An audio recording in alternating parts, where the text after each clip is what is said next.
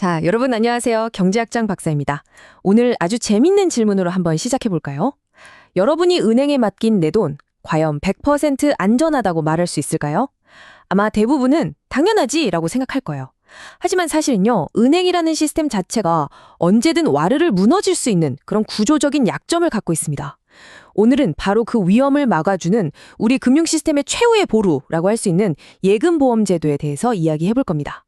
이게 왜 필요한지, 그리고 이게 왜 우리 모두에게 중요한지 지금부터 아주 명확하게 한번 파헤쳐 보겠습니다. 우리가 지금 배우고 있는 이 화폐금융론이라는 큰 그림에서 오늘 다룰 이 예금보험 제도는요, 금융안정이라는 아주 중요한 퍼즐의 가장 핵심적인 조각이라고 할 수 있어요. 그러니까 이 부분을 제대로 이해해야 이 거대한 금융 시스템 전체가 어떻게 안정적으로 돌아가는지 그 핵심 원리를 꿰뚫어 볼 수 있게 되는 거죠. 오늘 이야기는 이런 순서로 진행될 거예요. 먼저 은행 시스템이 근본적으로 어떤 문제를 안고 있는지 살펴볼 거고요. 그리고 이 문제를 막기 위한 해결책을 제시할 겁니다. 근데 아쉽게도 그 해결책에 또 다른 결함이 있거든요. 그래서 그 결합을 고치는 방법까지 알아보고 마지막으로 이 모든 논의가 오늘을 살아가는 우리에게 왜 중요한지 그 의미를 짚어보면서 마무리하겠습니다. 하나의 흥미진진한 스토리라고 생각하고 따라오시면 아주 쉬울 겁니다. 자, 그럼 첫 번째 이야기, 이 불안정성의 문제부터 시작해보죠. 제가 우리 학생들한테 한번 질문을 던져볼게요. 아무 문제 없이 아주 건전하게 잘 운영되던 은행이 왜 하루아침에 갑자기 망할 수 있을까요? 이상하지 않아요? 그 답의 실마리는 바로 은행의 가장 기본적인 비즈니스 모델, 부분준비제도에 있습니다. 말이 좀 어려워 보이나요? 전혀요. 말 그대로 부분만 준비해둔다는 뜻입니다. 은행은 여러분이 맡긴 돈 전부를 금고에 차곡차곡 쌓아두지 않아요.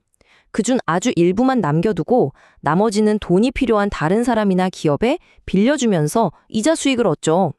바로 이 구조, 돈을 돌리는 이 구조 때문에 은행은 태생적으로 어떤 취약점을 안고 시작할 수밖에 없습니다. 우리 교과서에 나온 아주 간단한 예시를 같이 한번 볼까요? 자, 여기 짱박사 은행이 있다고 칩시다. 이 은행이 시민들로부터 100억 원의 예금을 받았어요. 그리고 법에서 정한 대로 10%인 10억 원만 지급 준비금, 그러니까 혹시 모를 인출에 대비한 비상금으로 남겨두고 나머지 90억 원은 전부 대출을 해줘서 열심히 이자를 벌고 있습니다. 여기까지는 아주 정상적이고 건전한 은행의 모습이죠. 그런데 말이죠. 여기서 갑자기 문제가 터집니다. 어느 날 갑자기 예상치도 못하게 예금주들이 우르르 몰려와서 내 돈 내놔 하면서 총 15억 원을 찾아가겠다고 하는 거예요. 자, 학생들 어떻게 될까요?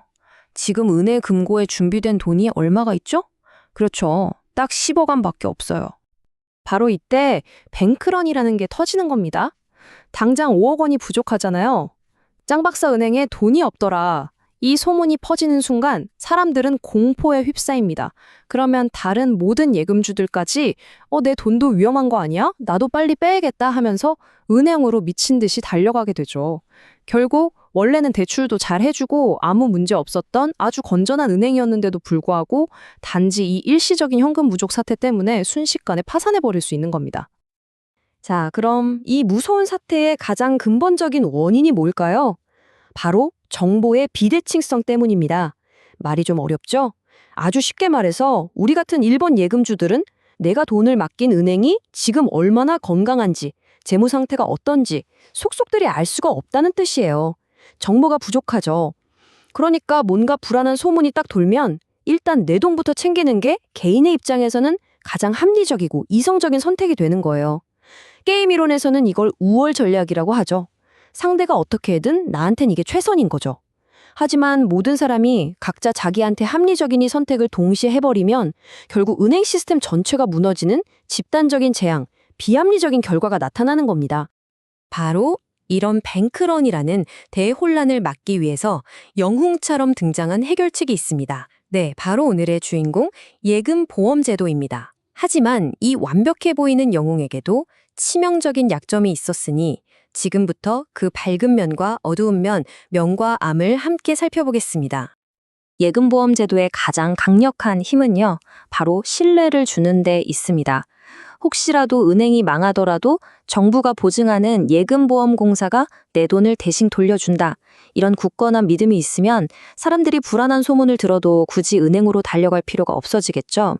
그러니까 문제가 터진 뒤에 수습하는 것도 물론 중요하지만 이 제도가 존재한다는 그 사실 자체만으로 사람들의 공포 심리를 사전에 차단해서 뱅크런이 아예 시작조차 못하게 만드는 이 예방 기능이 훨씬 더 중요한 핵심 기능이라고 할 수 있습니다.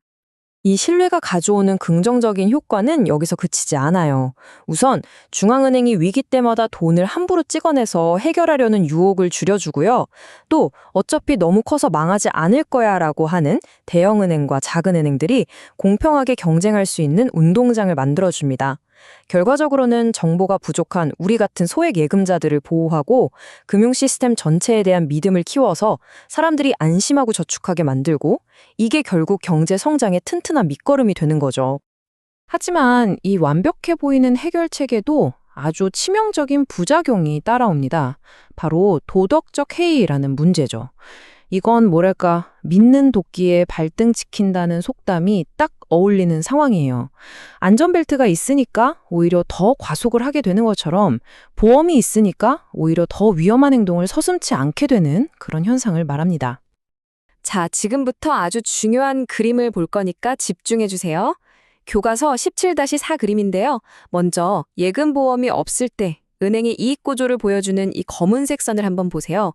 오른쪽으로 갈수록 대출이 성공해서 이익이 나는 건데 이익은 딱 정해진 이자만큼으로 천장에 막혀 있죠. 반면에 왼쪽으로 가면 즉 대출이 실패하면 손실이 지하 끝까지 무한정으로 커질 수 있습니다. 어때요?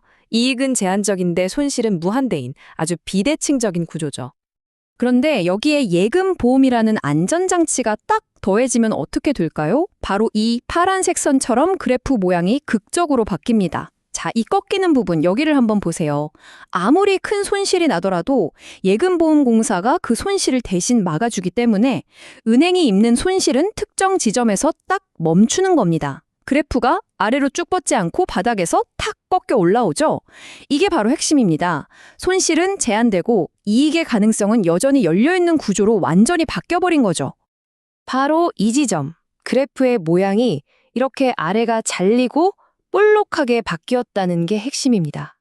이게 단순히 그림이 달라졌다는 걸 의미하는 게 아니에요. 이건 은행이 위험을 대하는 근본적인 태도, 즉 은행의 인센티브 구조가 완전히 뒤바뀌었다는 것을 의미하는 아주 중요한 신호입니다. 한번 생각해 보세요. 어차피 대출이 잘못돼서 망해도 내 손해는 제한적인데 혹시라도 대박이 나면 그 엄청난 수익은 내가 다 가질 수 있어요. 그럼 은행은 어떤 선택을 할까요? 당연히 과거에는 이건 너무 위험해서 안 돼 라고 거절했을 법한 아주 위험하지만 성공하면 수익도 큰 소위 고위험 고수익 대출에 훨씬 더 적극적으로 나서게 됩니다. 일종의 아니면 말고 식의 도박을 할 유인이 생기는 거죠. 왜냐? 손실은 사회가 대신 져주고 이익은 은행이 독차지하는 이상한 구조가 만들어졌으니까요. 이런 도덕적 해이는 시스템의 모든 참여자들에게 나쁜 영향을 줍니다. 은행은 대출 심사를 예전처럼 깐깐하게 할 요인이 사라지고요. 우리 같은 예금자들도 어차피 나라가 보호해주는데 뭐 하면서 내가 거래하는 은행이 얼마나 건전한지 감시하는 데 소홀해지죠. 결국 사회 전체적으로 보면 이 소중한 자본이라는 돈이 엉뚱하고 위험한 곳으로 흘러들어가면서 자원 배분의 효율성이 크게 떨어지는 결과를 낳게 됩니다. 바로 이때 한 학생이 아주 날카로운 질문을 했어요. 교수님, 그럼 이 골치 아픈 도덕적 해이 문제를 해결할 방법은 없나요? 그냥 손 놓고 있어야 하나요? 아주 좋은 질문입니다. 물론 방법이 있죠. 규제 당국이 이 문제를 해결하기 위해 어떤 지혜를 발휘하는지 그 방법을 한번 알아보겠습니다. 크게 두 가지 방법이 있습니다. 첫째는 위험조정 보험료 제도예요. 이건 위험한 행동을 하는 은행에겐 보험료를 더 비싸게 받는 일종의 벌금을 매기는 방식이죠. 그리고 둘째는 공동보험 제도입니다. 이건 예금을 100% 다 보장해주는 게 아니라 딱 일정 한도를 정해서 그 이상을 예금한 사람은 은행이 망하면 자기 돈의 일부를 잃게 만드는 겁니다. 책임감을 나눠 갖게 하는 거죠. 그럼 우리나라의 경우는 어떨까요? 우리나라는 바로 이 두 번째 방법, 공동보험 방식을 채택하고 있습니다. 현재 한 사람이 한 개의 금융기관에서 보호받을 수 있는 한도가 얼마인지 아는 학생 있나요? 네, 맞습니다. 바로 5천만 원입니다. 원금과 소정의 이자를 합해서 이 금액까지는 국가가 무슨 일이 있어도 보장해 주는 거죠. 이 보호한도 5천만 원이라는 숫자를 정하는 건 정말 어려운 일입니다. 한번 생각해 보세요. 만약 한도가 너무 낮아서 한 100만 원이라고 해봐요. 그럼 큰 돈을 맡긴 사람들이 불안해서 뱅크런을 일으킬 수 있겠죠. 반대로 한도가 너무 높아서 10억 원까지 보장해 준다고 하면 어떨까요? 그럼 예금자들이 은행 감시를 전혀 안 하게 돼서 도덕적 해이가 아주 심해질 겁니다. 이 양극단 사이에서 아슬아슬하게 줄타기를 하면서 가장 적절한 균형점을 찾는 것. 이게 바로 정책 당국의 아주 중요한 과제인 셈입니다. 자, 어느덧 오늘 예금보험 제도에 대한 긴 이야기를 마무리할 시간이 됐네요. 우리가 오늘 배운 이 구체적인 제도가 과연 우리에게 어떤 더 큰 의미를 가질까요? 네, 화폐금융론이 가끔은 너무 복잡하고 수식도 나오고 해서 어렵게 느껴질 수 있다는 거 저도 잘 압니다. 하지만 오늘 우리가 함께 살펴본 이 예금보험제도처럼 이런 개념 하나하나를 제대로 이해하고 나면 여러분은 앞으로 뉴스를 보거나 여러 경제 현상을 분석할 때 남들이 보지 못하는 것들을 볼 수 있는 아주 강력한 렌즈, 새로운 창을 갖게 되는 겁니다. 세상을 움직이는 보이지 않는 힘의 원리를 깨닫게 되는 거죠. 그러니까 절대 포기하지 말고 저 경제학장 박사와 함께 끝까지 이 재미있는 탐험을 계속해 나갔으면 좋겠습니다. 오늘 수업은 여기까지 하겠습니다. 수고 많으셨습니다.